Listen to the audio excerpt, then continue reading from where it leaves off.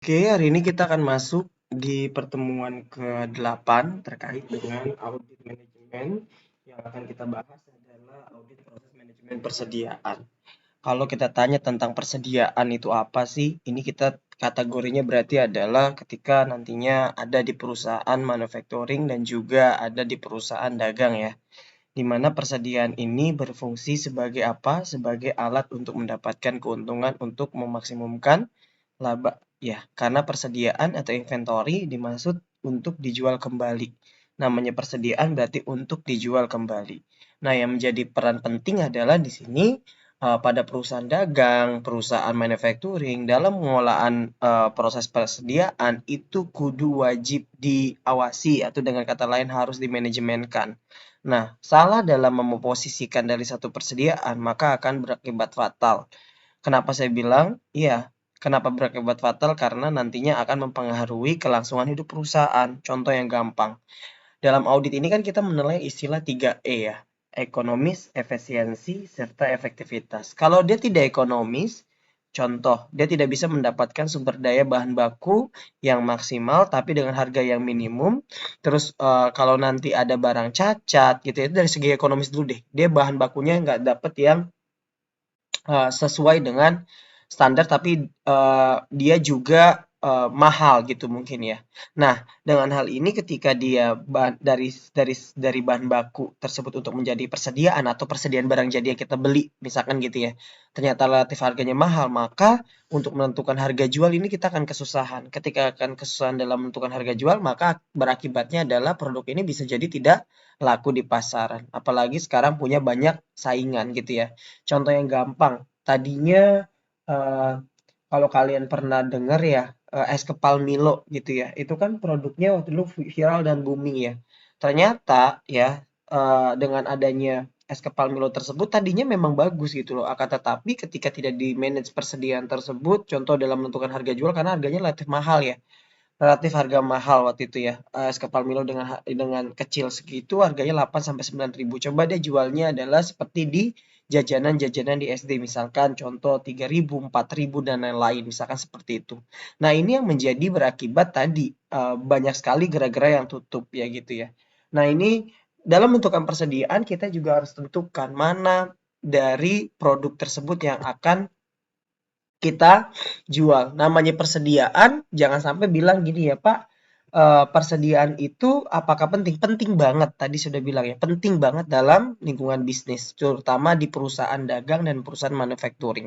Nah, kalau tanya tentang persediaan berarti ini adalah harta lancar gitu ya, yang digunakan perusahaan kurang dari 1 tahun biasanya untuk memaksimumkan laba. Nah, contohnya apa? Nah, ini kalian kadang-kadang masih ketukar antara aktiva tetap sama aktiva lancar. Kalau saya tanya tentang mobil, itu apakah aktiva tetap atau aktiva lancar? Jawabannya adalah jangan bilang aktiva tetap, tergantung dari jenis usaha. Kalau saya punya misalkan usahanya adalah Toyota atau mungkin Daihatsu, mobil saya itu saya akui sebagai persediaan karena nanti mobil tersebut untuk dijual kembali, gitu ya. Beda halnya kalau kendaraan yang digunakan untuk operasional. Nah, itu baru yang disebut dengan aktiva tetap. Oke, ya. Nantinya siklus akuntansi persediaan ini dimulai dari membeli barang, disimpan, berakhir ketika barang tersebut terjual kepada pihak ketiga atau pihak pelanggan. Jadi mulai dibeli. Nah, ini contohnya kalau ini kita tanpa produksi ya, ini berarti persediaan barang jadi ya. Kita beli, kita simpan, dan berakhir ketika barang tersebut dijual. Nah, ini yang menjadi pokok penting di sini. Dalam proses pembelian kita harus tahu nilai ekonomisnya berapa supaya nanti kita dapat menentukan harga jual seminimum mungkin untuk mendapatkan hasil keuntungan yang semaksimal mungkin. Terus disimpan. Jangan sampai barang yang nanti kita simpan secara logikanya adalah barang-barang tersebut nanti bakal rusak. Nah, ini berarti proses penyimpanan juga sangat penting dalam manajemen persediaan. Ya, terus pada saat barang tersebut kepada pelanggan. Nah, ini pada saat proses pengiriman sampai dengan barang tersebut ke pelanggan, kalau maksudnya adalah masih ada garansi, maka kita wajib ya menangani sampai dengan garansi tersebut berakhir. Nah, ini menjadi pokok penting dalam audit proses manajemen persediaan. Nah, kalau kita lihat lagi ya, di dalam hal berkaitan dengan proses manajemen persediaan, di sini ada fungsi utama. Yang pertama adalah dilakukannya, nah saat ini sama ya, PPIC, PPR, ya, supply chain atau yang disebut dengan rantai tanggung jawab atau keseimbangan persediaan. Maksudnya gimana, Pak? Kita harus memperhatikan bahwasanya persediaan itu jangan sampai kosong, gitu. Ya, ini adalah ibaratkan adalah suatu rangkaian ya, rangkaian dari proses tadi pembelian, penyimpanan sampai dengan nantinya barang tersebut terjual kepada pihak ketiga. Nah, jadi antara penghubung antara bagian pembelian, distribusi, dan bagian penjualan dengan fungsi-fungsi pabrik itu harus berkaitan. Nah, ini kenapa demikian? Contoh, kalau misalkan kita jualan seperti misalkan Alfamart atau Indomart, ternyata barangnya banyak yang kosong. Nah, terus pelanggan ini kan terus berdatangan ya.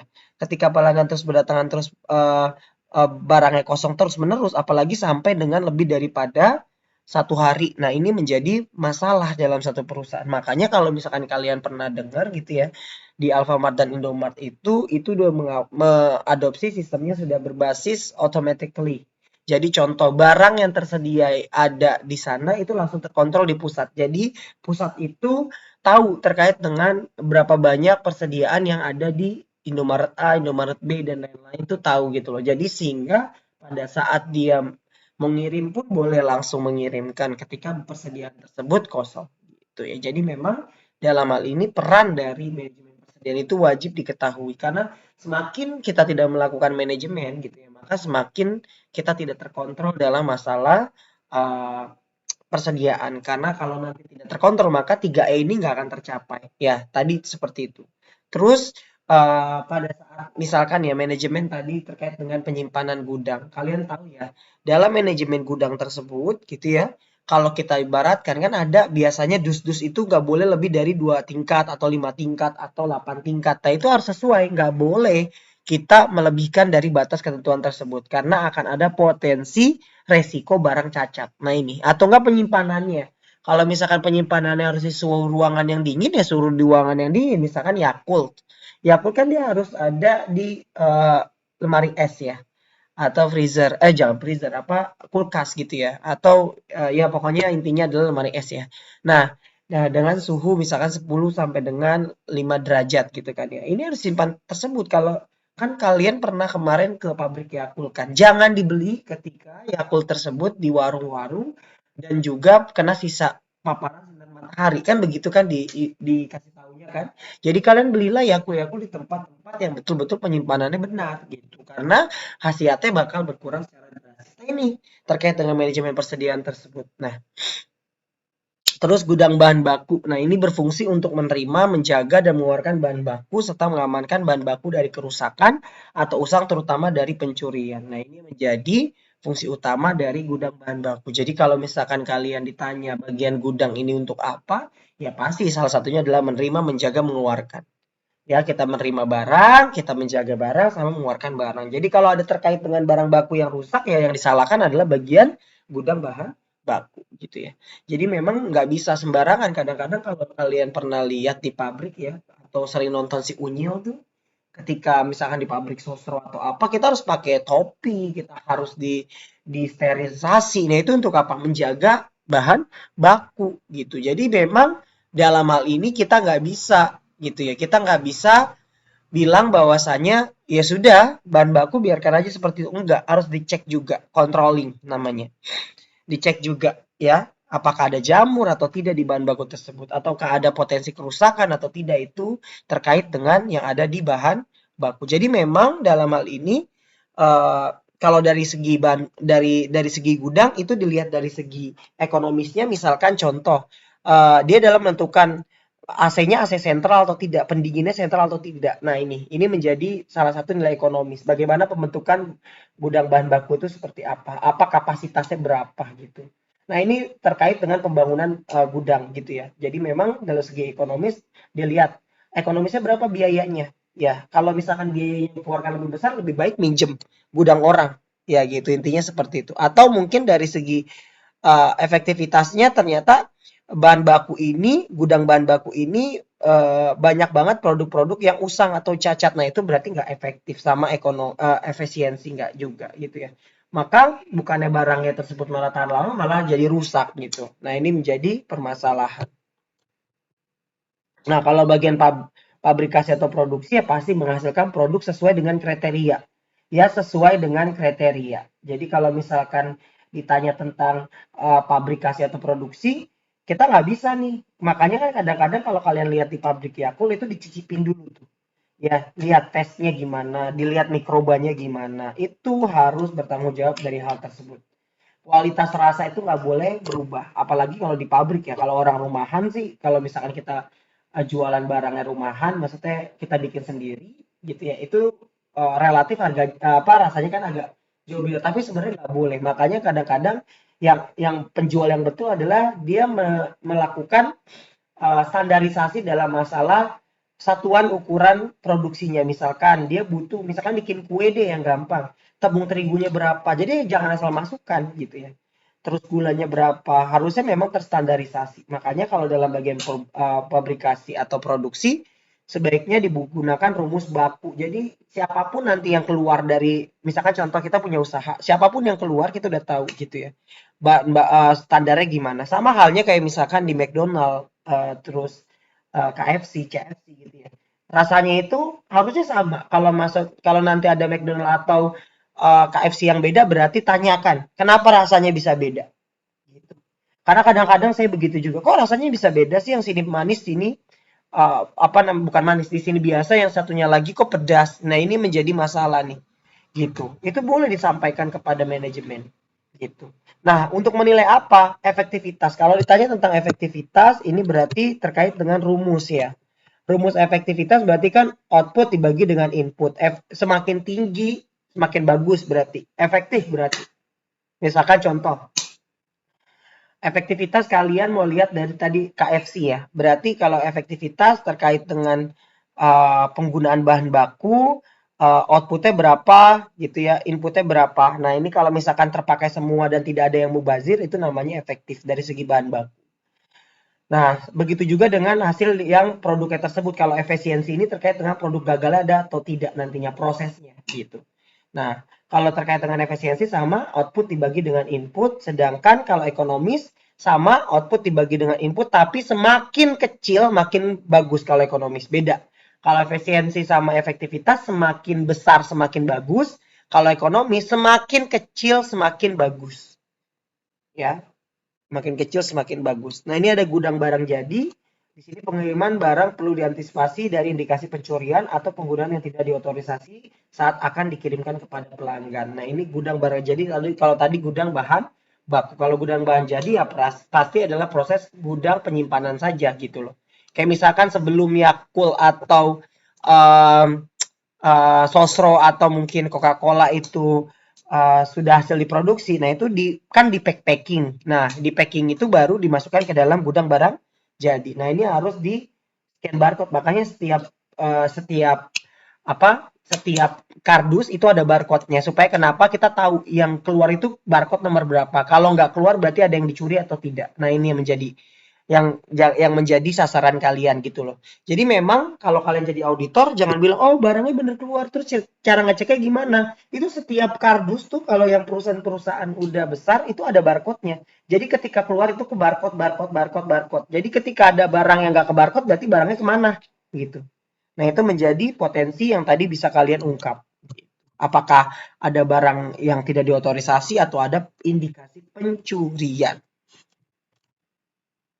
Nah, beberapa alasan mengapa audit persediaan memakan waktu yang cukup lama. Nah, ini aku sekedar info ya, waktu saya menjadi pernah audit ya, terkait di rumah sakit. Nah, ini memerlukan waktu yang lama dan rumit. Iya, betul. Apalagi kalau misalkan kalian di audit barangnya banyak. Kayak waktu dulu aku apotik kan ya, rumah sakit gitu ya. Di mana dia punya beberapa apotik. Nah, apotik tahu kan obat seperti apa? Nah, itu saya cek satu-satu terkait dengan namanya stock of name. Nah, aku cek satu-satu, terus aku lihat apakah ada yang jumlahnya beda sampai dengan tanggal cut off. Jadi tanggal cut off itu adalah tanggal pisah batasnya kapan. Misalkan tanggal 31 Desember. Nah, itu namanya cut off-nya sampai dengan tanggal 31 Desember. Walaupun jumlah barang yang sekarang itu adanya banyak gitu ya, lebih dari tanggal segitu, enggak, kita tetap tanggal 31 Desember uji cut off-nya gitu. Nah, terus setelah kita tadi memakan waktu yang lama karena memang prosesnya banyak, apalagi ketika barangnya tersebut banyak. Nah, cukup rumit, yes. Apalagi kalau misalkan waktu dulu aku terkait dengan kan ada obat itu obat mix terkait dengan cuci darah. Nah, itu kan cairannya banyak ya, mix satu, mix 2, mix 3 gitu. Nah, itu kita harus tahu berapa milinya, ininya berapa. Bener gak nih barangnya sekian. Kita memang harus manggil yang ahli dalam bidang tersebut. Kemarin seperti itu. Memang dalam hal ini menjadi yang cukup rumit dan cukup lama. Nah, persediaan memiliki nilai yang cukup besar dan neraca penggunaan modal kerja. Iyalah. Kenapa dibilang seperti itu? Coba lihat aja. Rata-rata perusahaan-perusahaan manufacturing atau perusahaan dagang, persediaan itu memakan jumlah yang relatif besar di dalam laporan posisi keuangan. Maksudnya gimana, Pak? Kan dalam laporan posisi keuangan itu ada, nah, dalam laporan posisi keuangan itu kan ada, nih, ya kan ada persediaan. Nah, ini maksudnya inventory ini pasti memakan yang cukup banyak di sini. Kenapa demikian? Karena biasanya persediaan ini kan adalah yang memang fokus utama perusahaan untuk menghasilkan keuntungan tadi saya bilang. Kalau misalkan kita mau untung ya berarti kita harus bagaimana memanage persediaan tersebut laku di pasar dan juga bagaimana cara kita untuk mengendalikan persediaan gitu ya. Nah, terus kadang berada dalam lokasi yang berbeda. Tadi tuh yang saya bilang, ketika dia banyak, apoteknya banyak, maka kita sana sini sana sini. Apalagi kalau punya warehouse-nya banyak. Kayak misalkan Coca-Cola di warehouse-nya banyak. Nah itu kalian harus cek satu persatu di warehouse tersebut. Nah, keanekaragaman jenis-jenis persediaan menyebabkan auditor mengalami kesulitan. Nah, tadi saya bilang, obat aja itu udah banyak gitu ya. Nah, ada beberapa metode penilaian persediaan yang dapat digunakan, tapi kalian menggunakan satu metode secara konsisten. Nah, ini terkait dengan metode kan ada FIFO, ada average gitu ya. Terus juga misalkan ada juga terkait dengan yang low cost ya. Ada beberapa metode yang bisa kita gunakan. Nah, kita tambahkan lagi di sini lanjutnya fungsi dalam siklus dan pengendalian internal. Nah, siklus persediaan dan gudang merupakan dua sistem yang berbeda. Iya, betul. Karena gudang sama persediaan itu beda. Persediaan adalah produknya, gudang adalah tempatnya. Tetapi satu sama lain berhubungan erat. Ya, ada connection affiliation ibaratkan gitu ya. Ada hubungan afiliasi di antara satu dengan yang lainnya. Yang satu menyangkut arus fisik barang, yang satunya merupakan biaya yang berhubungan. Tadi saya bilang semakin banyak barang yang di gudang yang tidak terpakai itu ada biaya penyimpanan. Makanya kalau kalian lihat eh, apa namanya produk tersebut kalau misalkan nggak laku di pasaran gitu ya, biasanya ada clearance. Nah, biasanya produk-produk lama supaya kenapa? Itu biaya penyimpanan tuh mahal loh, Dek, gitu loh, ibaratkan. Gitu. Makanya kalau elektronik tuh biasanya elektronik tuh di akhir-akhir tahun dia ada clearance terkait dengan hal tersebut. Nah, itu merupakan salah satu untuk pengendalian untuk biaya gudang atau penyimpanan gitu. Sama halnya kayak misalkan kenapa sih Adidas terus Nike, NETC gitu ya, dia menjualkan barangnya lewat sport center. Bukan sport center. Ya, apa sih namanya? Iya betul. Sport center ya. Dia biasanya clearance. Nah, itu barang-barang yang sudah lama. Supaya kenapa? Dia membagi beban penyimpanan gitu loh. Karena besar biaya penyimpanan itu besar gitu. Nah, pengendalian pergerakan persediaan. Kalau ditanya tentang pengendalian pergerakan persediaan, berarti ini terkait dengan siklus persediaan. Kita tahu yang namanya order pembelian atau purchase order, ini artinya adalah ketika kita ingin membeli barang, berarti kita menerbitkan yang disebut dengan purchase order. Kita membeli barang, kita menerbitkan yang disebut dengan purchase order. Nah, setelah purchase order tersebut kita kirim, misalkan kita mau beli bahan baku deh. Kita mau beli bahan baku, oke. Setelah kita kirim kepada bagian, ini bagian gudang bilang oke. Sorry, bagian produksi bilang kita kekurangan barang. Nah, barang di gudang juga nggak ada. Akhirnya bagian produksi bilang kepada bagian pembelian untuk melakukan order pembelian. Nah, setelah di order pembelian, maka nanti akan ada yang disebut dengan receive item atau bukti penerimaan barang. Ya, menerima bahan baku. Setelah tadi kita menerima barang, jumlahnya berapa kita cek tuh. Ketika barang masuk ke dalam gudang kita cek. Kita checklist ada yang cacat atau tidak. Jumlahnya betul atau tidak, spesifikasinya betul atau tidak. Nah, itu cek satu persatu. Habis itu baru disimpan. Nah, itu kita bikin lagi kepada bagian gudang nih. Checklist item yang akan disimpan kepada barang ke bagian gudang. Nah, setelah tersebut, ketika bahan baku pengen digunakan, baru mengolah barang. Habis kita gunakan, kita proses menjadi barang jadi, sampai dengan kita simpan kembali, dan nanti sampai dengan pengiriman barang jadi kepada pelanggan. Nah, ini yang menjadi masalah. Kadang-kadang kita hanya terputus pada mengirim barang. Oh, say no, ya, tidak seperti itu ya. Kalau kalian perusahaannya adalah memberikan garansi, nah itu berarti sampai dengan garansi habis. Kalian harus tetap mengawasi persediaan kalian atau barang yang kalian jual kepada pelanggan.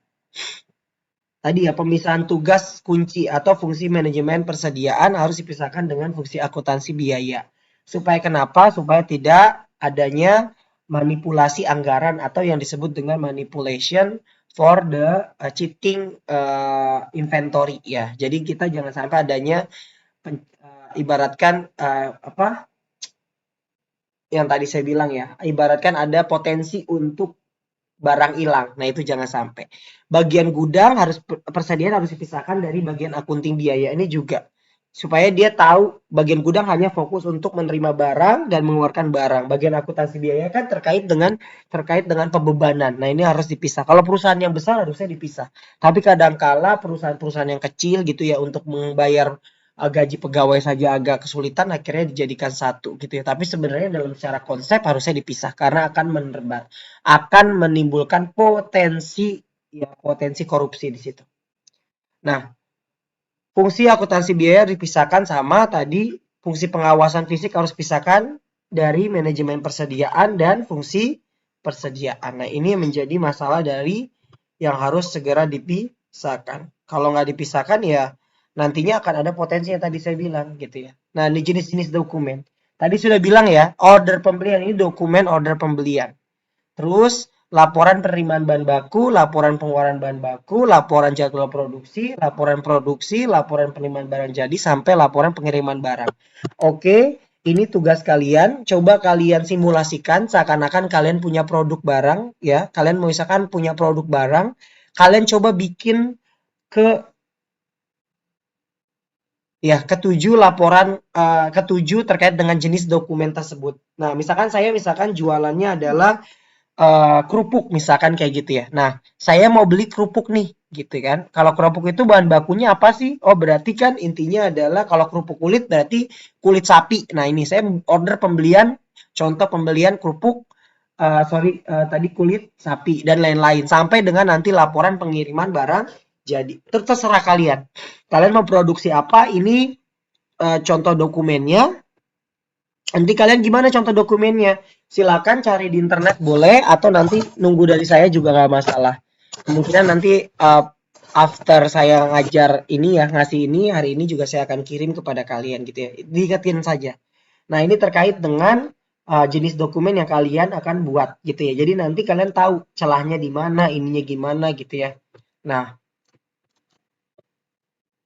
sasaran dari audit persediaan.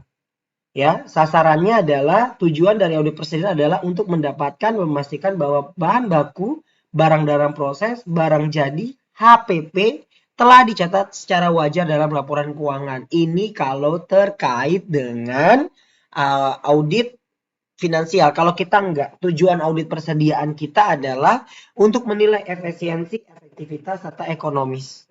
Ya, kalau dicatat secara wajar itu bukan untuk kita, ya, itu untuk audit keuangan. Ya, kalau ini adalah auditnya adalah untuk menilai efisiensi, efektivitas, serta ekonomis. Jadi nanti kalian lihat terkait dengan hal itu. Nah, objek pemeriksaan persediaan, ini objeknya, misalkan kita karena adanya penyimpanan bahan baku. Nah, berarti ini yang menjadi masalah adalah penyimpanan bahan baku. Atau mungkin bahan baku tidak sesuai dengan spesifikasi. Nah, itu juga bisa menjadi masalah. Atau direct labor, tenaga kerja tidak tenaga kerjanya tidak terampil dalam hal memproduksi sehingga barangnya banyak yang cacat. Nah, itu juga bisa kalian lihat. Atau overhead pabrik, oh ternyata biaya listriknya nih boros. Atau biaya terkait dengan lain-lainnya nih boros nih terkait dengan biaya overhead gitu ya, gudang. Nah, ini harus kalian cerna apa yang boros. Nah, apa yang tidak efisien, apa yang tidak efektif. Nah, ini menjadi masalah. Atau mungkin harus ganti mesin baru gitu kan. Nah, transfer aktiva dan biaya. Nah, ini yang menjadi perhitungan. Maksud transfer aktiva gimana setelah tadi kalian tahu harga barang bahan bakunya berapa, direct labornya berapa, FOH-nya berapa.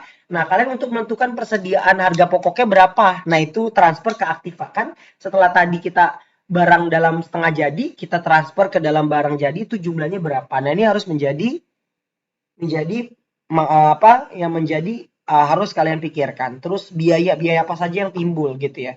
Kalau biaya yang selain dari overhead pabrik kan itu tidak dimasukkan ke dalam biaya persediaan. Terus mengirim barang dan mencatat pendapatan. Kalau misalkan kita mengirim barang berarti ini yang menjadi masalah adalah apakah pada proses pengiriman sudah sesuai atau tidak. Apa jangan-jangan penyimpanannya ditumpuknya banyak sehingga pada saat sampai ke pelanggan akhirnya barang tersebut cacat. Atau mungkin kalau kalian punya ice cream, ternyata ice creamnya tersebut cair di perjalanan sampai dengan pelanggan es krimnya udah nggak bagus. Nah itu berarti ada masalah dalam proses pengiriman barang gitu ya. Atau mungkin supirnya nih, kan biasanya kalau kalian pernah lihat ya, kalau Pertamina tuh, Pertamina kan ada bacaan maksimum kecepatan 20 atau 35, 30 gitu kecepatannya. Jikalau tidak maka hubungi kontak. Nah itu berarti itu ada masalah tuh kalau misalkan ada yang hubungin dalam proses pengiriman barang. Terus mencatat pendapatan. Nah ini kadang-kadang ada berupa kong kali kong antara bagian penjualan gitu ya dengan si pelanggan. Udah lu gua kasih harga segini tapi nanti lu ngakuinnya segini ya. Nah itu ya. Nah itu menjadi masalah gitu ya. Memeriksakan persediaan fisik. Nah ini terkait dengan stock of name. Kita harus melakukan stock of name kapan? Ya setiap barang masuk dan barang keluar kalau menggunakan metode metode metode apa? Perpetual. Ya, metode perpetual. Ketika kita menggunakan metode perpetual, maka kita harus memeriksa persediaan fisik itu setiap akhir bulan biasanya. Kita cekkan.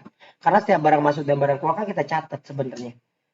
Terus yang terakhir terkait dengan penetapan harga. Kalau kita salah dalam penetapan harga, maka kita salah juga dalam memperkirakan keuntungan kita. Biasanya dalam penetapan harga ini kita harus masukkan juga berapa biaya yang akan kita keluarkan gitu ya. Nah, ini menjadi masalah yang sering timbul. Objek pemeriksaan atas laporan akuntansi biaya. Nah, catatan persediaan perpetual dilakukan karyawan tidak memiliki akses langsung terhadap fisik persediaan. Pencatatan perpetual yang baik memungkinkan auditor mengaudit sebelum tanggal neraca. Nah, ini tadi saya bilang. Makanya tadi kita harus memeriksa terkait dengan kartu persediaan. Nah, laporan transfer atau laporan benar telat catat dengan sah. Nah, ini terkait dengan akuntansi keuangan sih sebenarnya ya. Tapi ini juga berkaitan dengan akuntansi sistem pengendalian manajemen persediaan. Kalau salah, maka nanti akan menjadi masalah. Terus pengendalian internal yang memadai pada penyimpanan fisik.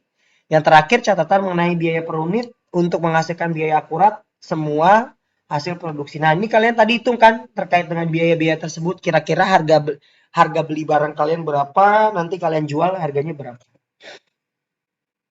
Nah, keputusan audit ini waktu untuk menentukan apakah dapat dilakukan interim atau akhir tahun, kecuali catatan klien akurat, maka cukup sampling dengan sampel yang tidak banyak. Nah, ini terkait dengan waktu pengambilan sampling. Jadi kan biasanya kita melakukan stock of name itu bisa kita lihat per 6 bulan sekali, per 3 bulan sekali, atau per langsung aja 31 Desember. Nah, kalau misalkan pencatatannya udah betul secara otomatis kayak misalkan Alfamart, Indomart itu kan barang keluar itu sekali barcode scan barcode gitu kan ya. Nah, itu menjadi yang harus kalian perhatikan. Terus besarnya sampel. Salah penentuan sampel maka salah dalam penentuan keputusan. Nah, ini menjadi biang kerok nantinya. Tapi kalau dalam audit manajemen ini besar sampel kita nggak pakai sampel ya. Karena kalau kita audit manajemen itu kita lihatnya adalah tingkat efisiensi, efektivitas serta ekonomis. Lihat dari total yang dikeluarkan, yang diproduksi sampai dengan nanti kualitas barang tersebut. Nah ini kalau misalkan audit fisik persediaan, misalkan ada yang salah terkait dengan pencatat apa bagian gudang atau bagian yang terkait dengan pencatatan fisik persediaan yang ada dalam satu perusahaan. Nah, ini lakukannya dengan apa? Ya pasti lakukan ke fasilitas penyimpanan barang. Jadi langsung observation direct. Jadi observasi secara langsung. Nah, tadi pemilihan sampel kartu persediaan, kalau kita kan nggak, kita boleh lah memilih sampel, tapi biasanya kalau kita itu langsung aja total persediaan itu berapa, kita cek semuanya. Karena kita menilai dari suatu persediaan yang ada dalam perusahaan. Kalau untuk jadikan sampel, ini hanya untuk kalau kita nantinya meneliti terkait dengan apa datanya banyak banget. Nah, ini kita jadikan sampel. Misalkan jumlah barangnya ada sekitar 100.000. Kita ambil sampelnya berapa? Terkait dengan hal demikian, kalian bisa menggunakan probabilitas sampling dengan menggunakan ilmu statistik nih.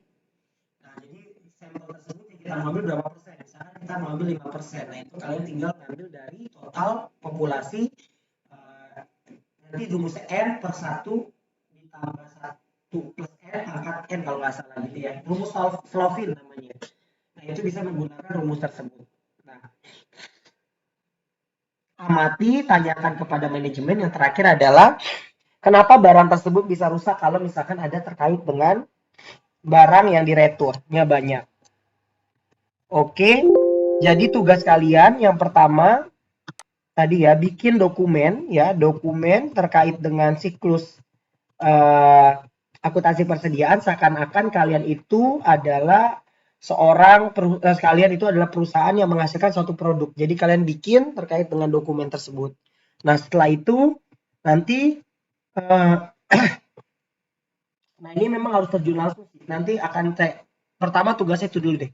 Nanti habis ini saya akan terkait dengan membuat laporan audit manajemen terkait dengan audit persediaan itu seperti apa. Sama ya kayak kemarin audit pendahuluan, terus audit pengendalian sistem manajemen, audit lanjutan, bikin daftar temuan sampai dengan pelaporan audit. Oke, saya rasa itu dulu dari saya penyampaian materinya. Kurang lebihnya saya mohon maaf. Saya akhiri dengan mengucapkan Assalamualaikum warahmatullahi wabarakatuh.